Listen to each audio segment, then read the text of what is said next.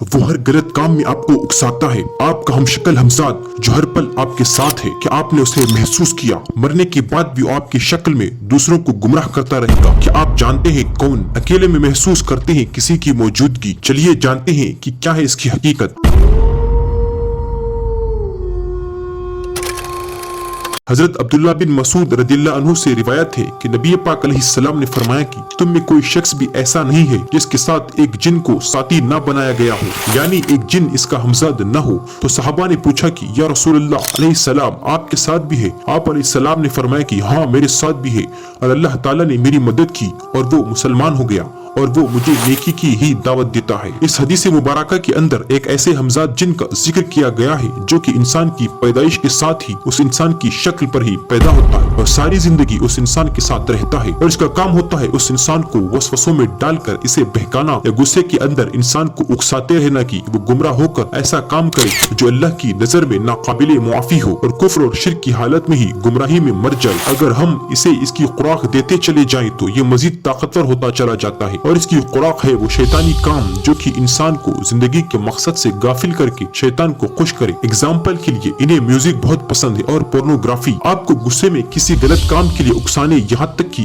آپ کا غصہ جا کر قتل پر ختم ہو۔ زندہ رہنے کی لمبی امیدیں دلوانا، یہاں تک کہ لیفٹ ہینڈ سے کھانا کھانے سے بھی، جس سے اسلام کے اندر منع کیا گیا ہے۔ اس چھوٹے سے کام سے بھی ہم اس ہمزاد کو اس کی خوراک دے کر اسے مزید طاقتور کرتے ہیں۔ جیسے انسان کو جس کا فزیکل وجود ہے اسے خوراک کھانے سے طاقت ملتی ہے، جس کے بعد یہ ہر جگہ سے اور ہر موقع ملنے پر انسان کو گمراہی میں ڈال کر کفر پر ہی موت دلوا دیتا ہے۔ مگر یہ صرف وسوسے ڈالنے تک ہی لمیٹڈ ہے، یعنی جسمانی طور پر کوئی غلط کام آپ سے کروانے کے لیے آپ کو مجبور نہیں کر سکتا، یعنی کوئی کام کرنا یا نہ کرنا آپ کے بس میں ہوتا ہے۔ یہ بس آپ کو مشورے دیتے رہتے ہیں، جیسا کہ قرآن کریم کے اندر بیان ہوتا ہے کہ قیامت کے روز ہی ہمزاد کہے گا اے میرے رب، میں نے اسے گمراہ نہیں کیا بلکہ یہ خود پہلے درجے کی گمراہی پر تھا۔ یہ ہمزاد عربی زبان کے اندر آپ کا ہمشکل ہوتا ہے۔ اس کا نام، چال ڈھال، بات کرنے کا انداز، آواز، سب کچھ آپ کے جیسا ہی ہوتا ہے، جیسے آپ آئینے میں خود کو دیکھ رہے ہوں، اور یہ پوری زندگی آپ کے ساتھ رہنے کی وجہ سے آپ کے متعلق سب کچھ جانتا ہے، وہ سب کچھ بھی جو کہ ہم تنہائی کے اندر کرتے رہے اور یہ باقی دنیا کے لیے راز ہے۔ ہم ایک سیکنڈ موت سے پہلے تک کیا کچھ کرتے رہے اسے سب کچھ معلوم ہوتا ہے۔ وہ انسان کی موت کے بعد ہی ہمزاد جن آزاد ہو جاتا ہے اور اسی دنیا کے اندر ہی باقی رہتا ہے، اور اکثر لوگوں کو اسی انسان کی شکل میں نظر آ کر گمراہ بھی کرتا رہتا ہے، تاکہ انسان یہ سمجھ لے کہ موت کے بعد زندگی کا کوئی وجود نہیں ہے اور انسان کی روح مرنے کے بعد اسی دنیا کے اندر ہی باقی رہتی ہے۔ خاص طور پر کفار کے معاملے میں زیادہ ہوتا ہے، کیونکہ وہ خدا پر یقین نہیں رکھتے اور انہیں بہکانا بہت آسان ہوتا ہے بنسبت ایک مسلمان کے۔ اس کے علاوہ یہ ہمزاد ایسے شخص کی صورت میں بھی جو کہ فوت ہو چکے ہیں آ کر باقی انسانوں کو بھی وسوسوں میں ڈال دیتے ہیں اور ان میں ایسے مشورے دے سکتے ہیں جس کے اندر نقصان صرف اور صرف انسان یا پوری انسانیت کا ہو۔ یہ دنیا کے ہر انسان کی شکل میں آ سکتے ہیں سوائے نبی پاک علیہ السلام کی شکل مبارک کے۔ ہر انسان اگر چاہے تو اپنے ہمزاد سے رابطہ بھی کر سکتا ہے کچھ مخصوص منتر اور مخصوص قرآن کی توہین آمیز آیات کو پڑھنے کے بعد، لیکن یاد رکھیں کہ شیطان روز اول سے ہی انسانیت کا دشمن ہے اور شیطان سے ایگریمنٹ کرنے کے بعد آپ کو پچھتاوے کے سوا کچھ بھی حاصل نہیں ہوتا۔ جبکہ دوسری طرف اللہ نے ان شیاطین کو انسانوں پر مسلط نہیں ہونے دیا